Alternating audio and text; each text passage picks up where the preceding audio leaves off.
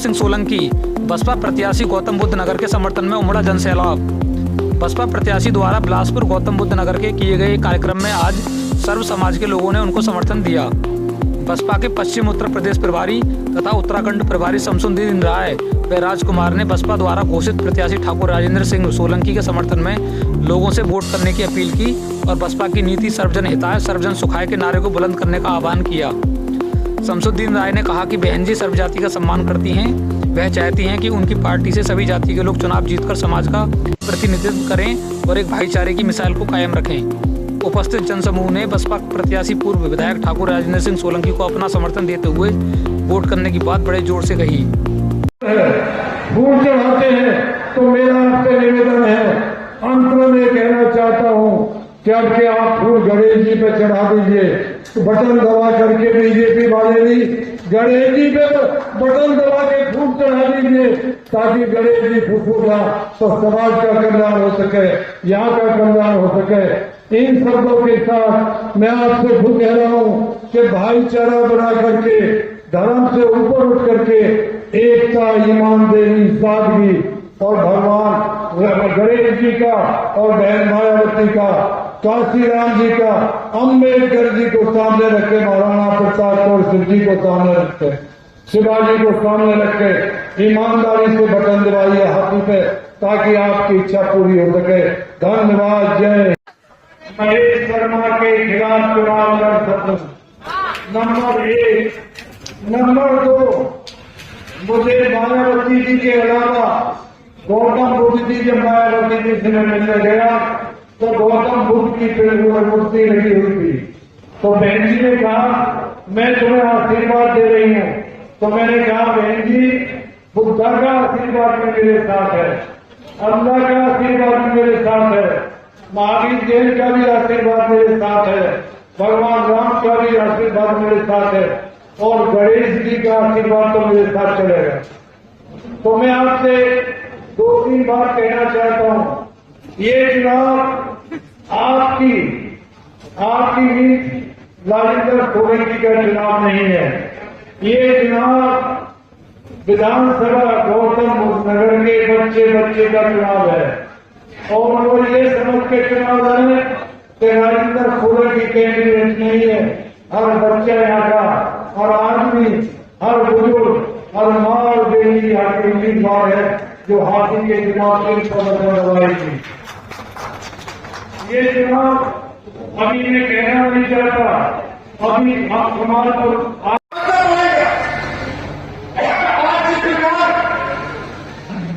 इस देश के अंदर भाईचारा बनाने का काम भारतीय जनता पार्टी और समाजवादी पार्टी ने जो किया, अगर भारतीय जनता पार्टी और समाजवादी पार्टी को आप अगर मुद्दों का जवाब नहीं दोगे तो ये लोग इनके मनोबल बनाएंगे और आपके बीच में और खाई पैदा करते चले जाएंगे। खाई कैसे पैदा करते हैं मैं आपसे बताना चाहूंगा। ये समाजवादी पार्टी उत्तर प्रदेश के अंदर और भारतीय जनता पार्टी के खादी में चक्के रहते हैं। ये कैसे करते हैं ये कैसे दबाने का काम करते हैं। ये समाजवादी पार्टी भारतीय जनता पार्टी का डर दिखाकर, समाजवादी पार्टी भारतीय जनता पार्टी का डर दिखाकर मुसलमानों का वोट ले रही है और भारतीय जनता पार्टी मुसलमानों का डर दिखाकर हिंदू भाइयों का वोट ले रही है। यही तो काम करते और कोई एजेंडा नहीं है। ये केवल लोगों की सियासत करते हैं और बहुजन समाज पार्टी की नेता बहन कुमारी नायक जी निगाह की सियासत करती है, संस्थान को वोट की सियासत करती है। ये फर्क है बसपा और सपा और भाजपा। मैं आपसे पूछना चाह रहा हूं, आपके सावधान हो, उत्तर प्रदेश के अंदर 3 बार सरकार बनाई, भारतीय जनता पार्टी से मिलकर सरकार बनाई, उनसे समर्थन लेकर प्रचार चलाए। 3 बार मेरी सरकार 4 महीने की, 7 महीने की, 13 महीने की सरकार बनाई, उनसे समर्थन ले लिया, लेकिन कभी भाजपा को समर्थन देकर उनकी सरकार नहीं बनाई। ये शायद आपको मालूम होगा, मैं गलत हुआ तो बता दूं। हमने समर्थन लेकर अपनी सरकार को बनाई लेकिन कभी उनकी सरकार बनने नहीं दी। क्यों नहीं बनने दी? हम जानते थे कि अगर इनकी सरकार बन जाएगी तो ये नफरत की बुनियाद को वो देंगे, ये भाईचारा प्रदेश में बिगाड़ देंगे, ये हर इंसान को जातियों में लड़ा देंगे। मैं आपको पूछना चाहता हूं, भाई देना आपको, अगर कोई गुलदस्ता कोई सही माली होता है, अगर कोई सही माली होता है तो वो माली को सिद्ध होती है कि हमारे बाग में हर किस्म का फल और फूल होना जरूरी है, और जो असली माली होता है वो अपने बाग में हर किस्म का फल और फूल लगाता है। इसलिए जहां कुमारी गांधी जी ने हर किस्म के समाज के लोगों को, हर जाति के लोगों को, हर धर्म के लोगों को सम्मान देने का काम किया और एक गुलदस्ता बेहतर तरीके से बना दिया। जब गुलदस्ता बना, हम मेरी बात समझ लो, मेरी गौर से बात, जैसे ही गुलदस्ता बना तो ब्राह्मण कहने लगा मेरी सरकार चल रही है, ठाकुर कहने लगा मेरी सरकार चल रही, बनिया समाज बैठ कहने लगा मेरी सरकार चल रही, जाट समाज कहने लगा मेरी सरकार चल रही, गुजर कहने लगा मेरी सरकार चल रही, पाल प्रजापति कश्यप सैनी और मुसलमान कहने लगा मेरी सरकार चल रही। जब सब सरकार कहने लगी मेरी सरकार चल रही, हर समाज का अगर कोई मंत्री होता है, कैबिनेट मिनिस्टर होता है, जिस समाज का नेतृत्व करने वाला होता है, उस समाज के साथ कभी अपने अत्याचार लोगों को बताओ, मैं क्यों बता रहा हूं।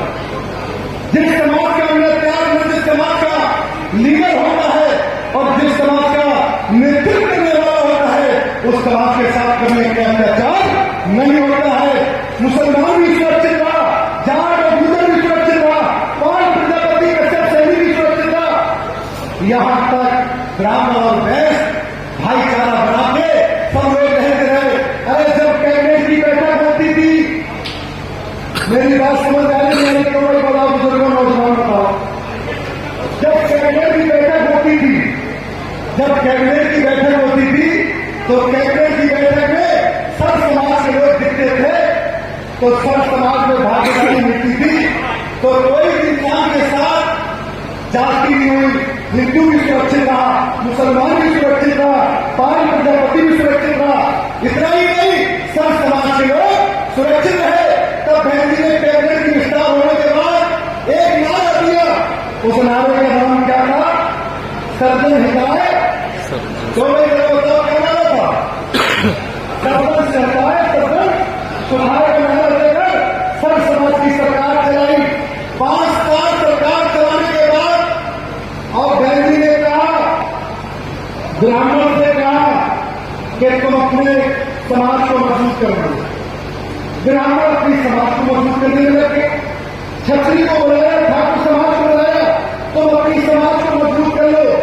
छत्री अपनी समाज को मजबूत कर दिया।